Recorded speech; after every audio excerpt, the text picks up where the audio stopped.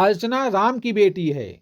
यानी कि बोलने वाला पूरी तरह से आश्वस्त है कि जो अर्चना है ना वो राम की ही बेटी है। दोस्तों, हिंदी के अध्याय 1 में हमने संज्ञा सीखा था और आज अध्याय दूसरा है और इस अध्याय में हम सेकेंड चैप्टर में हम क्या सीखेंगे, सर्वनाम होता क्या है। इसका इंपॉर्टेंस बिहार ऑफिस अटेंडेंट के साथ साथ बिहार पुलिस भर्ती, चाहे एसआई का एग्जाम हो या फिर सिपाही भर्ती हो, साथ साथ बिहार विधान परिषद कार्यालय कर्मचारी भर्ती के लिए यूजफुल है। आइए मैं शुरू करता हूं सर्वनाम बिना किसी देरी के। सर्वनाम होता है किसी भी वाक्य में, कोई भी सेंटेंस है, कोई भी वाक्य है, उसमें संज्ञा के स्थान पर जो शब्द प्रयुक्त होता है उसे ही सर्वनाम कहते हैं।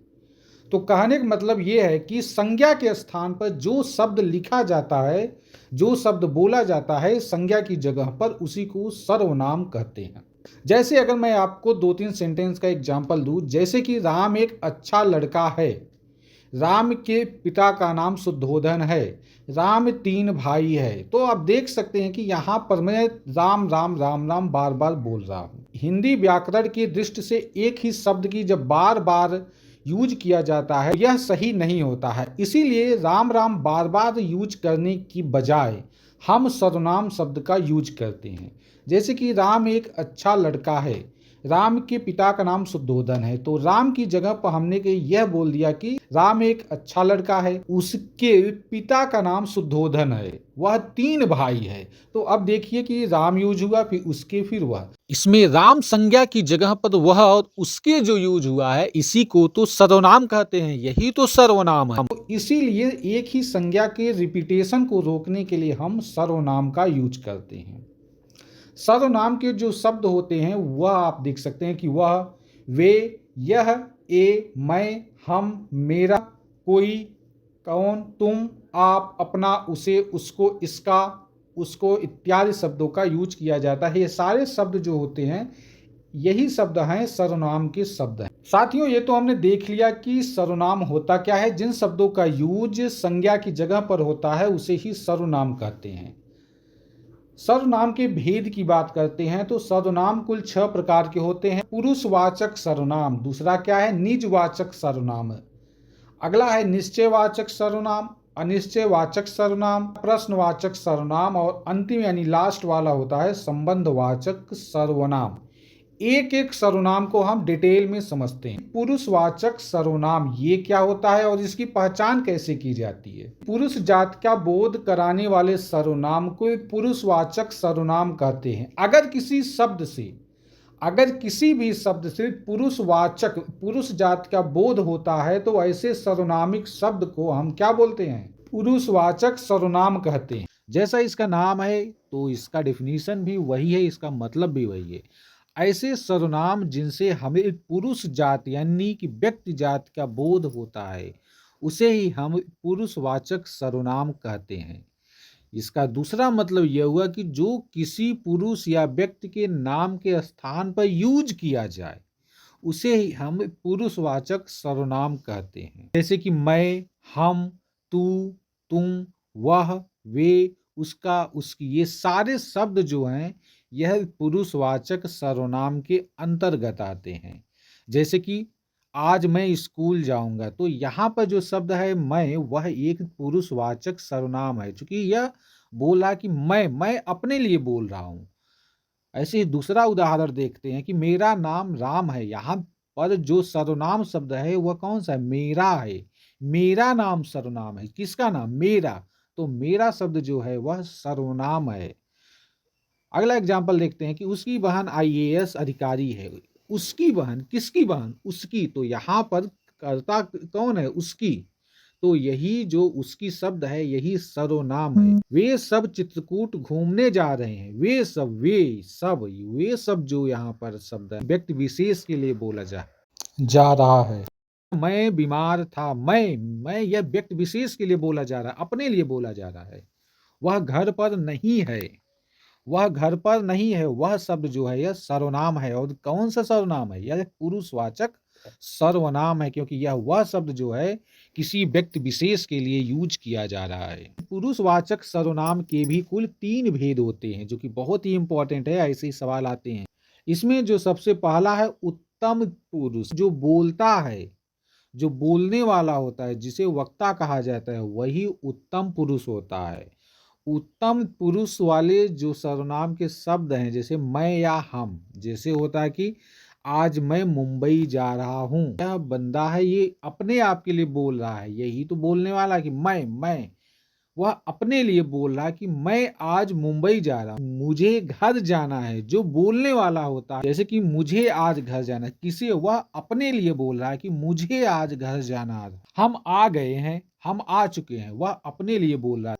जब कोई वक्ता अपने लिए बात बोलता है तो वहां पर उत्तम पुरुष सर्वनाम होता है। मैं लिख रहा हूँ, मैं लिख रहा हूं, तो कौन लिख रहा है? वह अपने लिए बोल रहा है। जो वक्ता है, जो बोलने वाला है, जो बोलने वाला होता है, यानी जो वक्ता होता है, वही तो उत्तम पुरुष होता है। तो यहाँ पर उत्तम पुरुष है कौन? मैं, हम, मुझे, मैं।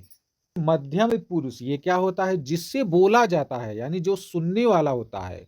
अगर दो लोग आपस में बातें करते हैं तो एक होता है वक्ता और दूसरा होता है श्रोता। वक्ता उसे बोलते हैं जो बोलने वाला होता है। जैसे कि मेरा नाम राहुल है, तो मेरा नाम जो है, मेरा शब्द यहाँ पर जो है, यह क्या हो गया? यह उत्तम पुरुष है। जिससे मैं बात कर रहा हूँ वह मध्यम पुरुष होता है। जैसे कि जो सुनने वाला होता है, श्रोता होता है, वह सुनने वाला होता है। तो मध्यम पुरुष हुआ क्या? सुनने वाला मध्यम पुरुष होता है, या जिससे बात की जा रही होती है, उसे ही मध्यम पुरुष बोलते हैं। और मध्यम पुरुष के जो सर्वनाम से शब्द हैं, तू, तुम, आप। जैसे कि आप बहुत ही अच्छे हैं, आप बहुत ही अच्छे हैं, यानी कि जो वक्ता है वह किसी से बोल रहा है कि आप बहुत अच्छे हैं। तो वह जिससे बोल रहा है, वह जिससे बातें कर रहा है, वह मध्यम पुरुष हुआ, और जो बोल रहा है वह उत्तम पुरुष हुआ। एग्जाम्पल के लिए, जैसे मैं यहाँ पर टीच कर रहा हूँ, तो मैं हो गया उत्तम, और आपसे बोल रहा हूँ तो आप सुन रहे हो, तो आप लोग हो गए मध्यम पुरुष में आ रहे हो। तुम्हें नौकरी करनी चाहिए, तुम्हें नौकरी करनी चाहिए, तो तुमसे वह बोल रहा है ना, तो तुम क्या हुए? मध्यम हुए। अबे तू जा, तू जा, तू शब्द यहाँ पर क्या है? यह मध्यम पुरुष सर्वनाम है। तो तू, तुम, आप, ये सब क्या हो गए? मध्यम पुरुष के शब्द हो गए। आपको यह भी ध्यान में रखना होता है। पुरुषवाचक सर्वनाम के कुल 3 भेद होते हैं, तो इसमें तीसरा है अन्य पुरुष। अन्य पुरुष होता क्या है? जिसके बारे में वक्ता किसी से, यानी श्रोता से ही बोलता है, बारे में वक्ता श्रोता से बोलता है, उसे अन्य पुरुषवाचक सर्वनाम कहते हैं। मैं आपसे बातें कर रहा हूं, और वह जो बात है, मैं किसी तीसरे बंदे के बारे में बातें कर रहा हूं, हम दोनों के अलावा जो अन्य व्यक्ति हैं, उसे ही हम क्या बोलते हैं? अन्य पुरुष। जैसे कि उसका नाम राव, उसका नाम सोहन है, तो मैं बात कर रहा हूं आपसे, मैं बात कर रहा हूं कि मैं यह बात आपको बता रहा हूं कि उसका नाम सोहन है। मैंने किसी ओर इशारा करके, एक आदमी है उसकी ओर इशारा किया और आपसे बताया कि उसका नाम सोहन है। तो अब मैं हो गया उत्तम और आप हो गए मध्यम, और जिसके बारे में मैं आपसे बता रहा हूं वह हो गया अन्य। यह घर अच्छा है, तो मैं जिस घर की ओर इशारा करके आपको बता रहा हूं कि यह घर अच्छा है, यह क्या हो गया? अन्य। यानी कि मैं जिसके बारे में आपसे बातें कर रहा हूं वही अन्य होता है। जो बात करता है, जो बोलता है, जो वक्ता होता है, उसे उत्तम बोलते हैं। जिससे बात की जाती है, जो सुनने वाला होता है, वह मध्यम होता है, और जिसकी बात की जाती है वह अन्य में आता है। देखो दोस्तों, निजवाचक सर्वनाम और पुरुषवाचक सर्वनाम में, इन दोनों चीजों में सबको बहुत ही ज्यादा कंफ्यूजन होता है। सवाल एग्जाम में जब पूछे जाते हैं ना, तो कुछ लोग क्या करते हैं, कंफ्यूजन में आ जाते हैं, उनको समझ में नहीं आता कि यह निजवाचक है या पुरुषवाचक है। इसीलिए मैंने दोनों के एक साथ रखा है। श्रोता नहीं होना चाहिए जब वक्ता होता है, यहाँ पर होना चाहिए वक्ता। तो जब वक्ता अपने बारे में बोलता है, वहां निजवाचक सर्वनाम होता है। जब कोई अपने बारे में बोलता है, अपने ही बारे में बोलता है, तो उसे क्या बोलते हैं? निजवाचक सर्वनाम। उत्तम से आपको कंफ्यूज नहीं होना है। इसमें आपको थोड़ा सा ध्यान रखना है कि जब कोई वक्ता अपने बारे में बोलता है तो वहां पर निजवाचक सर्वनाम होता है। कुछ उदाहरण देखते हैं तो हमारा कॉन्सेप्ट बहुत ही ज्यादा स्पष्ट हो जाएगा। जैसे कि मैं अपने काम से खुश हूं, तो यहाँ पर जो शब्द अपने है ना, यही तो निजवाचक सर्वनाम है। मैं अपने काम से खुश हूं, मैं यह बोल रहा हूं कि मैं अपने काम से खुश हूं, यहाँ पर निजवाचक सर्वनाम है। चूंकि अपने आ गया ना, उसने खुद ही सारा काम कर लिया, उसने खुद ही सारा काम कर लिया, तो यहाँ पर जो खुद ही है वही तो निजवाचक सर्वनाम है, यानी वह अपने बारे में बोल रहा है। हम लोग अपने विद्यालय जा रहे हैं, तो जहां पर अपने, अपना, स्वयं, आपस में, अपने लिए ये सब आ जाए ना, तो ये आप समझ लेना कि वहीं पर निजवाचक सर्वनाम है। तो निजवाचक सर्वनाम की पहचान यही है कि अपना, अपने, खुद, स्वयं, आपस में, यही सब जो शब्द होते हैं वे निजवाचक सर्वनाम होते हैं। हम लोग अपने विद्यालय जा रहे हैं, तो अपने विद्यालय जा रहे हैं, तो अपने की वजह से यहाँ पर निजवाचक सर्वनाम है। इसे नहीं बोलना कि यहाँ पर उत्तम पुरुषवाचक सर्वनाम है। मैं स्वयं से लिखता हूं, स्वयं आ गया ना, मैं स्वयं से लिखता हूं, मैं यह काम स्वयं करता हूं, तो स्वयं जहां पर आ गया वहां पर निजवाचक सर्वनाम हो गया। सीता ने स्वयं भगवान की आराधना की, सीता ने स्वयं ही भगवान की आराधना की, उसने यह काम अपने आप से किया है, तो यहाँ पर निजवाचक सर्वनाम आ गया। बच्चे आपस में खेल रहे हैं, जो बच्चे हैं वे आपस में खेल रहे हैं, तो यहां पर हो गया, क्या हो गया, निजवाचक सर्वनाम हो गया। आगे देखते हैं कि मैं अपने घर जा रहा हूं, वह अपने घर जा रहा है, तो यहां पर हुआ क्या, यहां पर हो गया निजवाचक सर्वनाम, जहां पर अपने आ गया, अपना आ गया, स्वयं आ गया। उसने खुद ही गलती मान ली, उसने खुद ही गलती मान ली, या उसने स्वयं ही गलती मान ली, यहां पर है निजवाचक सर्वनाम। पुरुषवाचक सर्वनाम में आपको कंफ्यूजन नहीं होना चाहिए, दोनों का मतलब आपको, दोनों में अंतर क्या है यह चीज आपके समझ में आनी चाहिए। मोहन स्वयं बाजार से सामान लाएगा, मोहन दूसरों से नहीं, वह स्वयं ही बाजार से सामान लाएगा, तो स्वयं, अपना, अपने, खुद, आपस में ये सारे शब्द जो होते हैं यही तो निजवाचक सर्वनाम की पहचान, आइडेंटिटी होती है। अब अगला देखते हैं कि निश्चयवाचक सर्वनाम, ये सब तो आसान है। निश्चयवाचक सर्वनाम होता क्या है साथियों, इसके बारे में देखते हैं। जिस सर्वनाम से किसी व्यक्ति, वस्तु या स्थान का निश्चित रूप से बोध होता है, अर्थात जिनसे स्पष्ट रूप से यह मालूम किया जाता है कि बात किसकी हो रही है। इस लाइन पर आपको फोकस करना है कि स्पष्ट रूप से अगर आपको जानकारी मिल रही है कि यह बात किसकी की जा रही है, तो वहां पर निश्चयवाचक सर्वनाम होता है। जैसे वह हिमालय पर्वत है, वह हिमालय है, यानी कि जो बोलने वाला है वह किसी चीज की ओर इशारा किया हुआ है, संकेत किया हुआ कि वह हिमालय है, वही हिमालय है, बिल्कुल वह निश्चित है, श्योर है अपनी बात से कि यही हिमालय है। तो यहां पर हुआ क्या, निश्चयवाचक सर्वनाम। यह मेरी किताब है, यह मेरी किताब है, मतलब वह इशारा किया हुआ है ना उस किताब की ओर, वह बंदा इशारा करके बोल रहा है कि यह मेरी किताब है। वह सोहन का घर है, उस घर की ओर इशारा किया हुआ है, और फिर बोल रहा है कि यह सोहन का घर है, यही है वो सोहन का घर, यही वो घर है जो सोहन का है। यानी कि वो पूरी तरह से निश्चित है, आश्वस्त है कि यही घर है जो सोहन का है। यही किताब मुझे चाहिए थी, यही किताब, कौन सी किताब, यही किताब, वही संकेत करके बोल रहा है कि यही किताब मुझे चाहिए थी, पूरी तरह से वह निश्चित है, इसीलिए यहां पर निश्चयवाचक सर्वनाम है। वही व्यक्ति आज फिर आया है, वही व्यक्ति, मतलब वह आश्वस्त है कि जो उस दिन आया था वही व्यक्ति फिर से आज आया है। इनसे मिलकर मुझे बहुत ही खुशी हुई, इनसे मिलकर, इन्हीं से मिलकर मुझे खुशी हुई है, मतलब वह निश्चित है कि इनसे ही मिलकर मुझे खुशी हुई है। तो यहां पर कौन सा सर्वनाम है, निश्चयवाचक सर्वनाम है। अनिश्चयवाचक सर्वनाम, यहां पर कुछ भी निश्चित नहीं रहता है, यहां पर जो बोलने वाला होता है, जो वक्ता होता है, वह श्योर नहीं होता है, वह आश्वस्त नहीं होता है। जब यह न मालूम चले कि किसकी बात हो रही है, सब कुछ निश्चित न हो, सब कुछ अनिश्चित सा हो, तो वहां पर अनिश्चयवाचक सर्वनाम होता है। जैसे कि दरवाजे पर कोई है, मतलब अगर कोई मान लो दरवाजे पर है, लेकिन आपको यह नहीं मालूम कि दरवाजे पर एग्जैक्टली है कौन, राम है कि श्याम है कि अंजलि है कि मीरा है, बस आपको लगा कि दरवाजे पर कोई है तो वहां पर कोई भी हो सकता है, मतलब आप निश्चित नहीं है। मुझे कुछ कहना है, आपको कुछ कहना है, लेकिन क्या कहना है आपको यह निश्चित नहीं है। तो मुझे कुछ कहना है, तो यहाँ पर जो शब्द है कुछ, यहाँ पर जो शब्द था कोई, ये शब्द क्या है? अनिश्चयवाचक सर्वनाम है। सवाल ऐसे भी किया जाता है कि कोई, कुछ, किसी, यह शब्द किस सर्वनाम से संबंधित है? तो ऑप्शन में आपको दिखेगा निश्चयवाचक सर्वनाम। किसी ने मेरी किताब ले ली।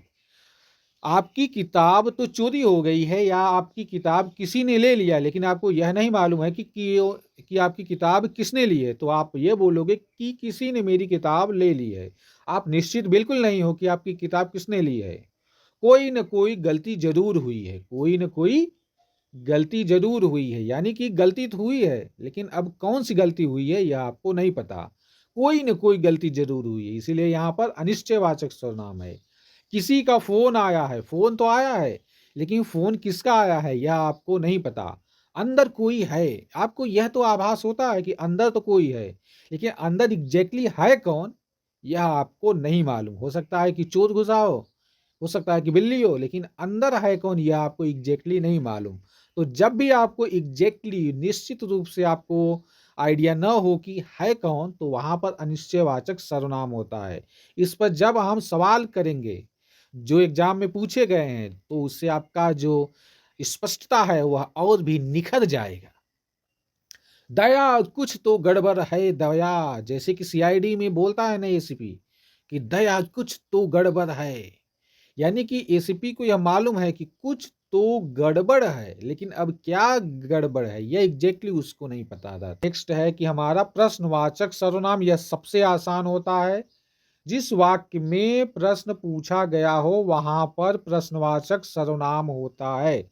जैसे कि दरवाजे पर कौन है, तुम्हारा क्या नाम है। यहाँ देखो सवाल पूछा ना, कौन सी किताब पढ़ रहे हो, ऐश्वर्या राय की बेटी का क्या नाम है, लोधी वंश का संस्थापक कौन था, बीजेपी का पूरा नाम क्या है। यहाँ पर सवाल पूछा है, तो जहां भी सवाल पूछा जाएगा वहां पर प्रश्नवाचक सर्वनाम होगा। प्रश्नवाचक सेंटेंस के लास्ट में एक क्वेश्चन मार्क होता है कि तुम्हारा क्या नाम है भैया, तुम यहाँ क्यों आए हो। इस तरह के सवाल अगर आते हैं तो आप समझ जाना कि वहां पर प्रश्नवाचक सर्वनाम है। हालांकि संबंधवाचक सर्वनाम होता क्या है?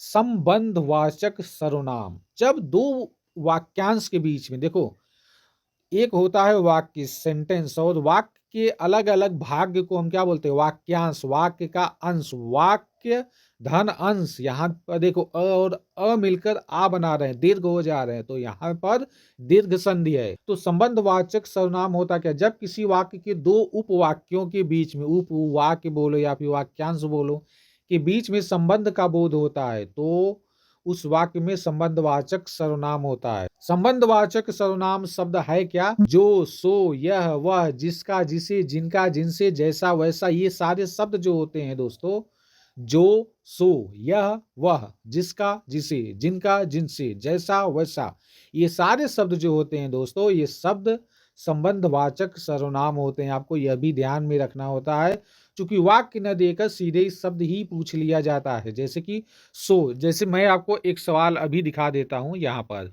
ये सवाल है हमारा यूपी टीजीटी 2001 में पूछा हुआ कि सो है क्या। यहाँ पर अगर आपको शब्द नहीं मालूम है तो आप सोचोगे सो क्या है, ये कौन सा सवाल आ गया। तो सो है क्या? सो एक संबंधवाचक सर्वनाम होता है। सो है क्या? संबंधवाचक सर्वनाम। देखो यहाँ पर सर्वनाम भी नहीं लिखा है, तो आप लोग और भी ज्यादा कंफ्यूज हो जाओगे। इसीलिए मैं आपको इन सारी चीजों की जानकारी स्पष्टता के साथ देना चाहता हूं कि सो, जो, यह, वह, जिसका, जिसे, जिनका, जिनसे, जैसा, वैसा, ये सारे शब्द क्या होते हैं? संबंधवाचक सर्वनाम के अंतर्गत आते हैं। इसमें हम कुछ उदाहरण देखते हैं तो हमारे जो कॉन्सेप्ट हैं वह और भी ज्यादा स्ट्रांग हो जाएंगे। जैसे जैसी करनी वैसी भरनी। अब देखो यहाँ पर क्या है कि जैसी करनी वैसी भरनी, इसमें दो वाक्यांश है, एक है जैसी करनी, दूसरा क्या है? वैसी भरनी। इन दोनों के बीच में संबंध दिख रहा है ना, कि अगर मैंने एक उपवाक्य को हटा लिया तो दूसरे का कोई मतलब ही नहीं दिखेगा। तो यहाँ पर देखो जैसी करनी वैसी भरनी, तो ये दोनों वाक्यांश जो हैं एक दूसरे के ऊपर डिपेंड है, एक दूसरे के साथ संबंधित हैं, एक दूसरे के साथ संबंध में है, रिलेशन में है। तो जैसी करनी वैसी भरनी, जैसी वैसी संबंधवाचक सर्वनाम है। जैसा कर्म करोगे वैसा फल मिलेगा, जैसा कर्म करोगे वैसा फल मिलेगा। तो यहाँ पर क्या हो गया, संबंधवाचक।